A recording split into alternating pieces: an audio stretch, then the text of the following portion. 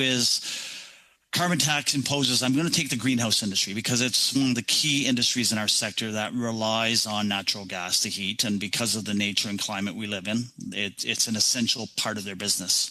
So right now, the greenhouse vegetable sector are estimating about over $22 million annually due to the carbon tax.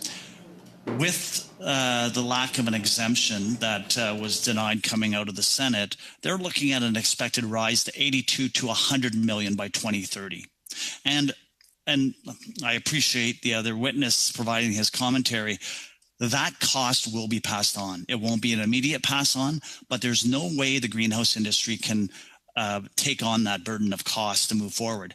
And many of them are already relocating their operations in the US and Mexico to satisfy production costs and competitiveness in the Canadian marketplace. Mr. Lemaire, would you say it's harder to do business in Canada then, and what keeps potential suppliers out of the Canadian market? It's a complex question. It is getting more and more complicated to do business. The challenges beyond just the carbon tax, it's also including looking at the cost of borrowing, interest rates. The complexity and layering of regulatory burden on the industry is becoming a challenge. Access to labor, the cost of labor, adding all of these pieces together drives opportunity to develop and invest in our own businesses, drives it down. Many growers are saying that they're not investing the way they would like to because of the uncertainty of the Canadian marketplace. Thank you very much, Ms. Rood. Thank you, Mr. Lemaire. We'll have Mr. Drouin now for up to 6 minutes. Thank you, Mr. Chair. Mr. Lemaire, I just want to build on what you're saying. Would you have some numbers to provide to committee in terms of greenhouse investments in Canada versus the U.S., for instance, which would be a comparable market? But a lot of the issues that you've brought up are access to labor in the U.S., same issues.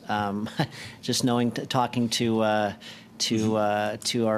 counterparts down there, they also have worker programs, and they face the same labor crunch. It's the same issues in Europe where they face the same labor crunch. So I'm just curious to understand. Combination. Yeah, the combination, yeah. It's the combination. So it's the energy, the tax incentives for investment.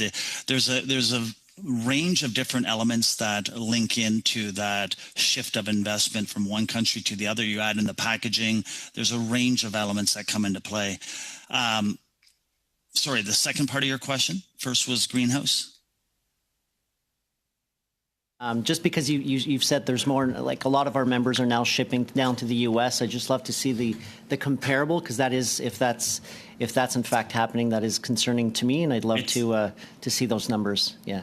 Yeah, definitely. So what I'm happy to do is I'm happy to sit down and we'll work with also the Ontario Greenhouse Vegetable Growers and my chair, who actually was former president of the BC Hothouse, and look at where and how those cost centers truly does impact growth in the marketplace. Okay, Mr. Stanford, thanks for your presentation, and I know it's not your first appearance before this committee.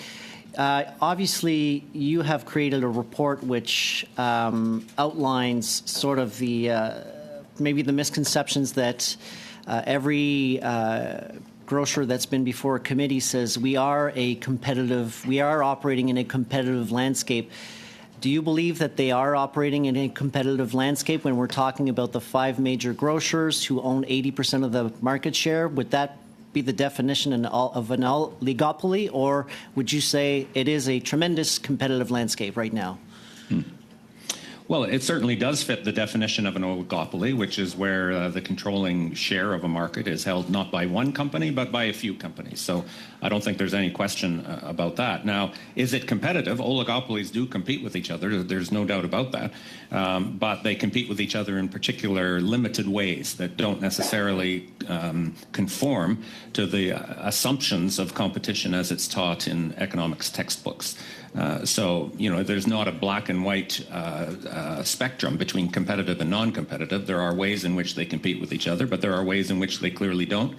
And I do think that the fact that this industry is so concentrated does help to explain why its profits have remained at these elevated post-pandemic levels, while other sectors in Canada have seen profits retrench towards pre-COVID norms as some of those initial inspiring factors that cause the inflation, things like supply chain shortages and even energy prices, start to abate. Elsewhere, that has led to a slowdown in inflation and reduced profits.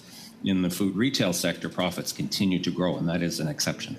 So the last time we had Mr. Weston before committee in March, he said, yes, our profits have increased, but you got to look at our pharmaceutical side, which I don't think that's a more noble cause to find out you've increased profit margins on sick Canadians. I think it's disgusting. But do you agree with that statement from your analysis? I mean, I know you haven't provided the entire analysis that you've done, but you agree that the profit margins have increased specifically on food items? Well, the data in my submission, sir, is from Statistics Canada's industry-wide data in which companies are allocated to different sectors based on their primary business or their dominant business. So it would include all of the revenues and profits from supermarkets that happen to sell some pharmaceuticals on the side as well. And in that regard, we do see, as noted in my submission, the quantity of sales in real terms is shrinking over the last 2 years of high prices, and that would include, their attempts to diversify into other products, whether that's pharmaceuticals or clothing or other things that some of these chains are selling. Now, I am also puzzled by the logic of that argument. As a consumer, I don't really care whether I was ripped off in aisle A with the produce or aisle C with the packaged food or aisle F where they sell the Tylenol and other over-the-counter pharmaceutical products. So I don't actually see that argument helping them. If anything, the breadth of these companies' dominance, not just in one industry, food, but in others as well, further attests to the concern about the corporate power that this oligopoly is able to exert. Thank you. Ma prochaine question serait pour Monsieur Bourgoin. My next question is for Mr. Baudouin. It's a pleasure to see you. Last year, we said that we often see each other online. For the vegetable growing sector in Quebec, I think that the code of conduct is important. I think you even suggested that the government should probably regulate. Indeed, we negotiated for more than 2 years in order to come up with a code that would be satisfactory to retailers and suppliers. Now, 2 retailers at the very last minute are saying that they disagree. This is completely unacceptable. If these 2 retailers have, certain positions and want changes to the wording of the code, well, then suppliers should have the same privilege. It was quite difficult at some times, and it required a lot of goodwill and good faith from all of the parties in order to strike compromises that for everyone. So it's the 11th hour, and going over certain parts of it is just unacceptable. Of course, if there's something cosmetic, that's fine, but not to renegotiate everything. That's clear. Now, on to Mr. Perron for 6 minutes.